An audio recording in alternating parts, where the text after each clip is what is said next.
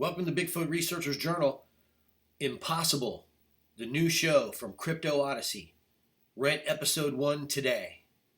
Follow the link in the description.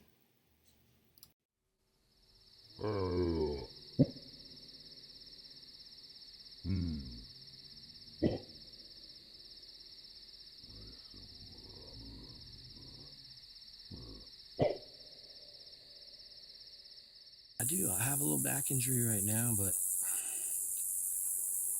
I think there's a few of them in this tree line watching us right now. I caught movement zoomed in, but there was no, I couldn't discern what it was, but something's moving in there.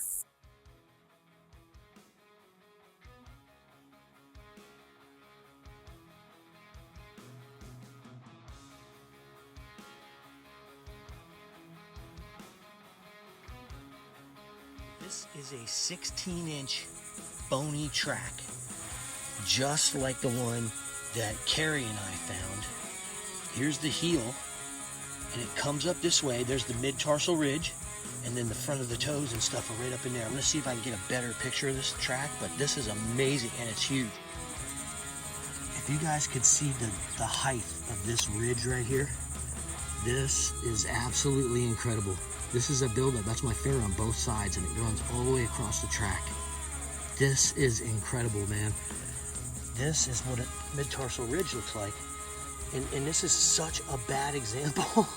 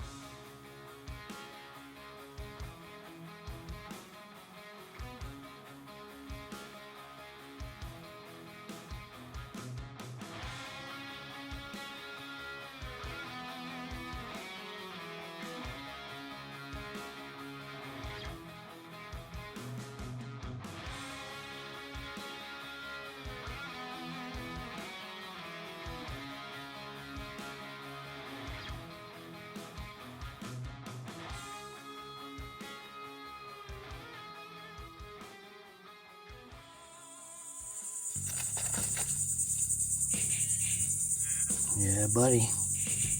That's what we're looking at. Okay, I got throw up, and I got barefoot tracks. I got throw up, and I got a barefoot track right there.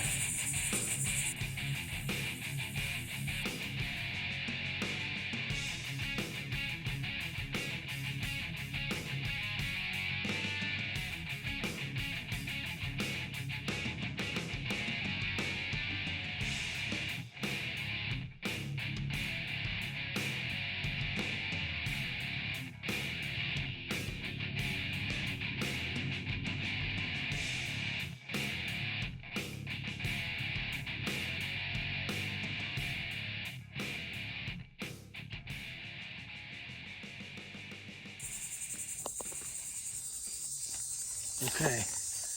I don't know if you guys understand what we're looking at here, but that is a giant hog wallow. But I mean, I'm talking about 400-pound hog kind of stuff.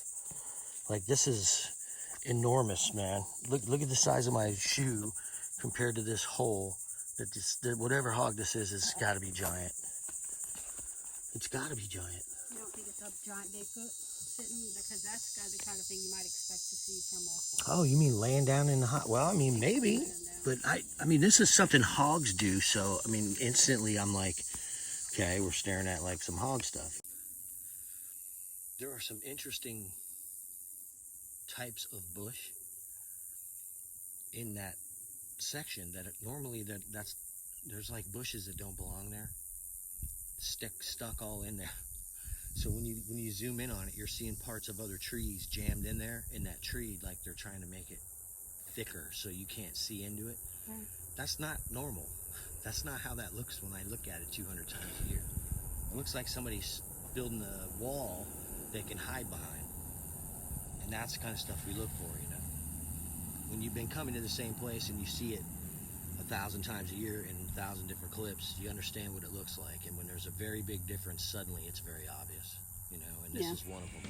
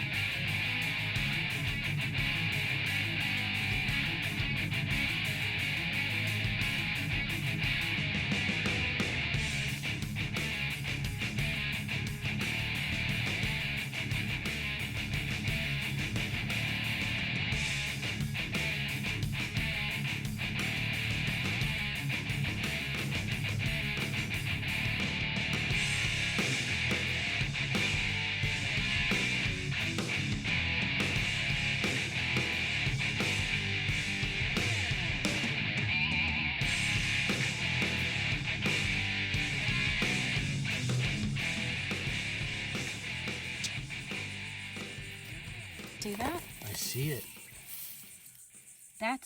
It's got toes? Is that toes? I don't know, but definitely get a picture of that thing, huh? Damn. Like, that's a really Look deep how one deep too, that is it toes? Yeah, probably, man. I mean, it's How else could it definitely be a so bare foot. heavy up front? It's a bare foot. Can you get directly over top of it? Front. And I think there's toe indentations in there. So we got this one, and that definitely has toes.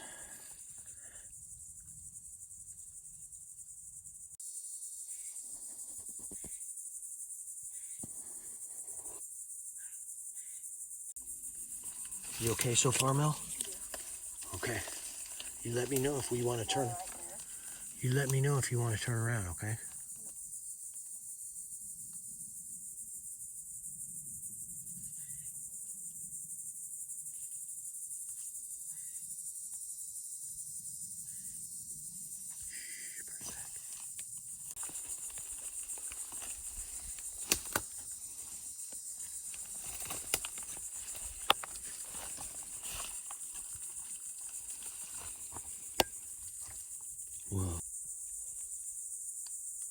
So there's the tree, very small, and that's the area they like to stand and watch for some reason. They just stand right there and watch. We can see all this damage right here. Interesting. Someone's been pulling at this. Lots of tree damage in here. Now what we're looking for is some sign in here that they've been coming in and out of here. Look at this tore up, man. This is so tore up. So there's the tree and that branch that goes forward that the guy was laying on. You shoot from over there. Yeah, so here's the footage that Mel shot with the same iPad that we're shooting with today. The light levels and the cloud cover was different, so we're able to see more of the creature because the effect, the phenomenon, is not occurring to the drastic degree that it occurs when it's super bright sunlight. So Melanie actually got some really good frames. You can see in this creature's mouth is moving. You can see its eyes. Mel did a real good job on that one. It's up in this tree, and it's watching us. Look at those eyes. You can see its nose and its eyes.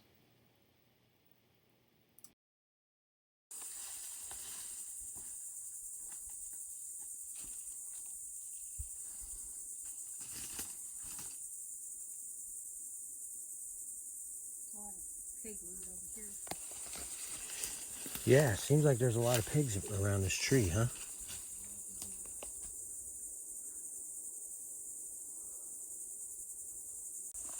I think it's already almost parallel to the back forest. Yes. Wow. I know, right? Are these turns right here? Man, I saw a couple of different ones that could have been, Mel.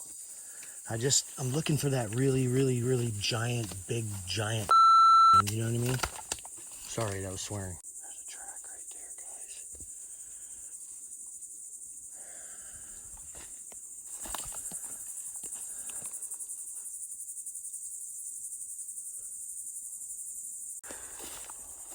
Anyway.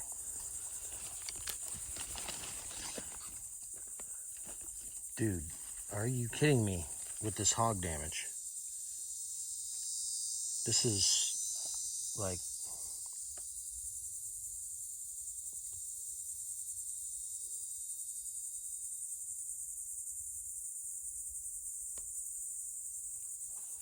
Ooh, sorry.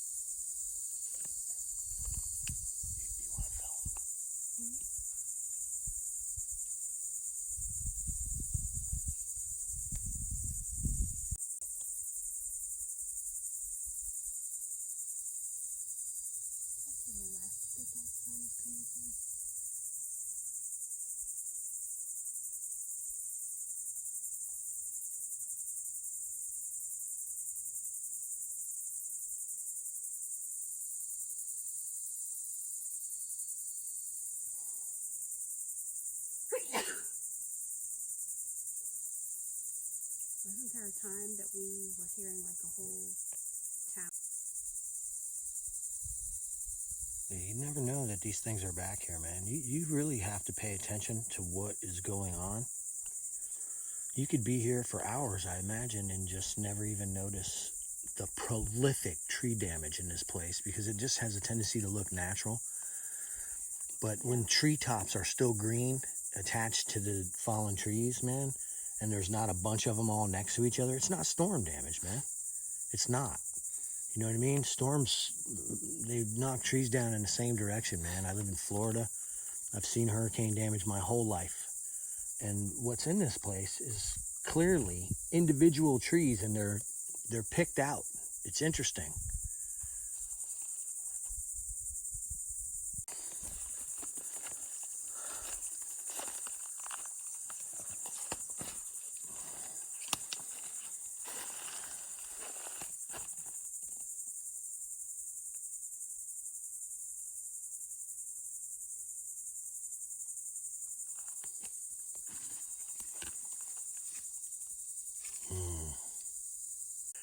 Okay, so here's another orange tree. This one don't look like it's doing too good, but we are seeing a pattern that these creatures are in these orange trees. How about that? Here's one that's live, that's knocked over. Check this out, guys. It's knocked over in the top of that one, and you can see all the green branches still on the damn thing. So that's a brand new knockdown, and it comes down all the way. You can see it there. Comes down all the way. And there's the base of it right there. Holy mackerel. Good eye, Mel. Now let's look right here underneath here. You see this? See what's there? The tree was knocked down, and there's like a little bed under there, man, where something's been laying. We got huge tracks coming in and out of the area. What is going on in here? Look at this trail coming through here. You got a trail? Got another trail. We probably already walked past 2 or 3 of them, and they're just laying there.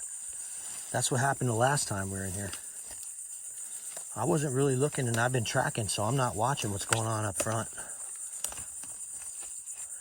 But I know they love us and would never do anything to hurt us, or they would lose the apples that we bring on a regular basis.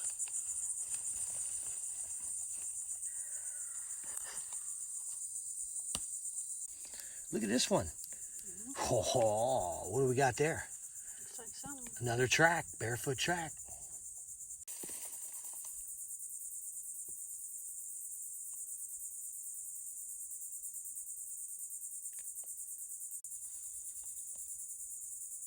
So what do you see common in the tracks when you find them, especially the fact that you've been in different states? What are some of the consistencies that you see?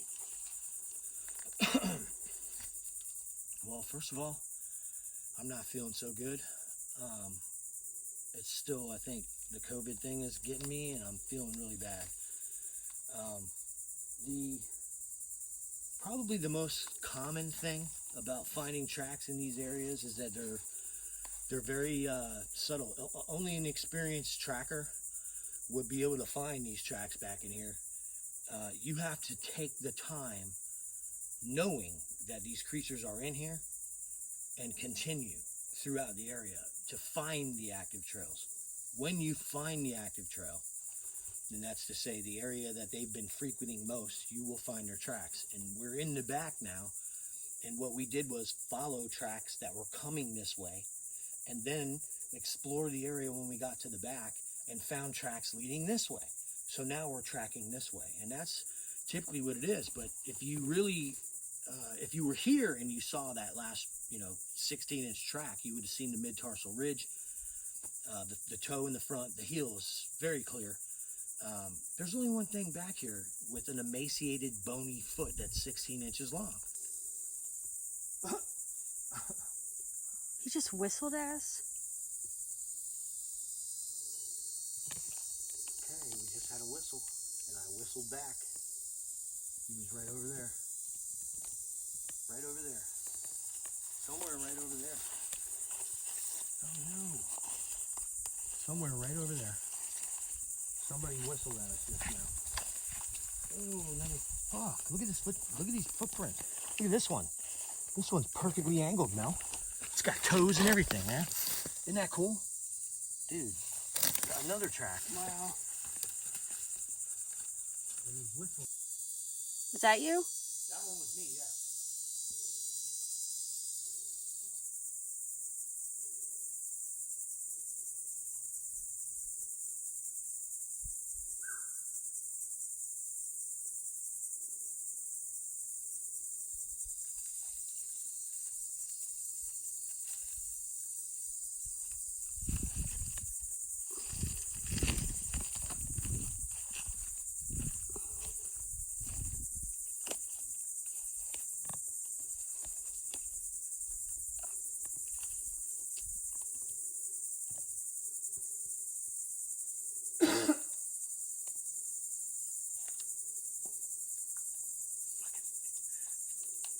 He whistled. Somebody was in there. Just lightly. Just like that, man. I whistled back like 2 or 3 times. It was like that blatant. It was just like a dude went. That was so weird. Trying to get my attention.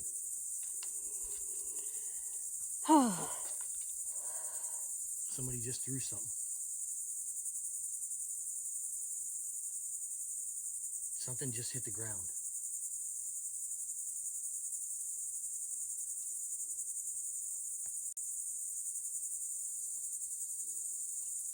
Come on, guys. Whoop.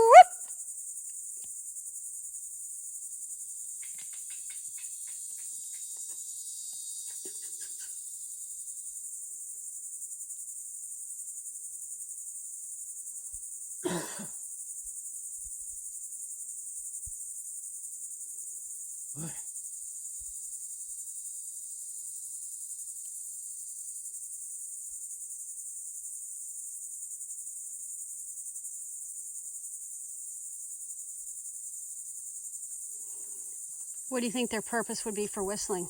They want a little excitement, they're bored. This is the kind of stuff they pull, right? So honestly, all of this reminds me of when I was looking for my 3 friends while we were playing war when I was 12. Right. Okay? One of them whistles over here and gets my attention while the other one runs behind me and gets ready to pop a cap in my ass. In the end, this behavior is exactly like it. It's the same thing. Like one whistles here, a dude was clapping. I heard all kinds of stuff out here today, but the one thing in common is you go in that direction and nothing's there. So what's happening behind us is more like what I'm concerned about. Like I have a funny feeling that there were some individuals in this area, and because I was tracking and I heard a couple sounds, I kept moving. Well, that gives plenty of time for these individuals to move back where they want to be. And I think that's what's going on. I think what we're dealing with is a tribe of peoples out here, and they know what to do. When you're in here, they're running circles around you. I mean, we're finding their tracks everywhere. We're catching them on film. We obviously know this is going on. But what's irritating to me is we've tried to initiate contact here with this group since 2018.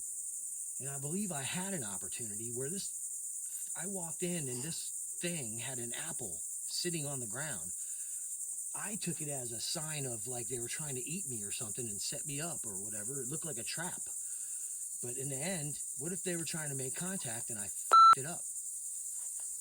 I saw one right then, right 10 feet from the apple, and I ran. And I actually caught it in 3D too. But just looking at it, I was so afraid and caught up in my own perspective of the entire situation that. And my first instinct, and I wasn't there with you that day, but my first instinct was actually that they were trying to give you an apple. It smiled at me. Because we've given them so many apples, and we have seen, the green swamp apples out here, so we know that they do have swamp apples, and, that's. Yeah, well, there was an apple there. I don't know what they were trying to do, but I took it as because of the way I was forced to walk in, they had fences made, and I'd never seen that before. And then when the tunnel or trap lane that they built when it led out into this like open area, it was all clean and there was one apple sitting there magically. On the other side of the circle was a couple cypress trees, and the individual was underneath one of them and went like this and had a huge smile on his face. And at that point, when I saw the thing moving, I was jumping backwards to jump over the fence that guided me in. They had a bunch of bushes and it was all woven and you couldn't get, I just jumped over it. But I managed to catch the creature because the camera was still pointing at it. And this is the actual creature. But the bottom line is now I think I f***ed up. Because that could have been it, you know? Well, it was all pandemic. I worked on this area by myself. I fed him apples. I must have fed him 200 pounds of apples. And then at the very end, the very first time you went with me was when that happened. I was trying the new 3D camera out, and I think I blew it, you know? They now started eco-engineering the place, and they're not even in the creek bed anymore, and the creek bed does not look vacuumed and clean anymore.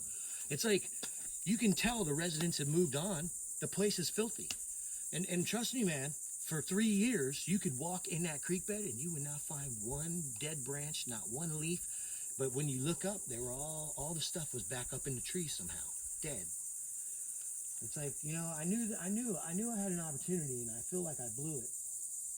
And it's really getting to me now because they've basically run them off. I won't make that same mistake again. There's your DNA water right there. Ew. Yeah, we haven't been in one of these like this since Mayaka, huh, babe? Yep. Remember that one at night when the dude was like, raw, off in the distance? That freaked me out, man. We were in Mayaka at like 2 o'clock in the morning, way inside the riverbed, like 3 miles in these mangroves. Believe it or not, we were in a mangrove swamp, and one of these creatures started yelling up ahead of us. Actually, when you want to be in there, 2 and 3 o'clock in the morning is when I think their high awake time is. Yeah, their high octane area. High octane area. And you probably check out the hard ground. I got sand. Uh-oh. Sugar sand. What is going on? There's trails leading all through here.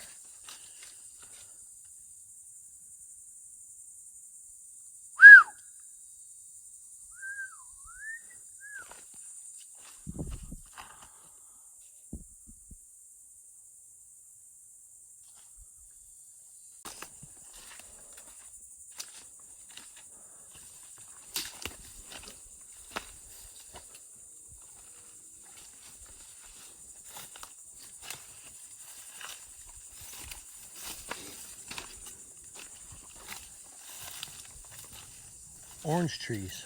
Where? Snail shells, yes. Good find, Mel.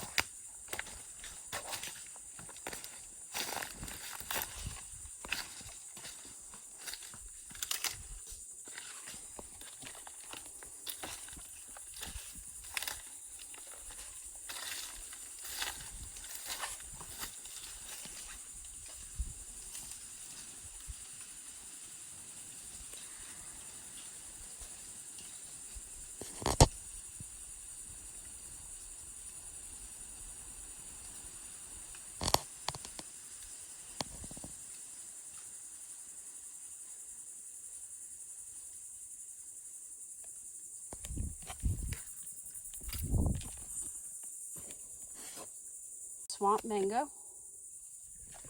Yeah, so we were thinking that because of this is very common fungus for orange trees, fruit trees, period. We've got mango trees.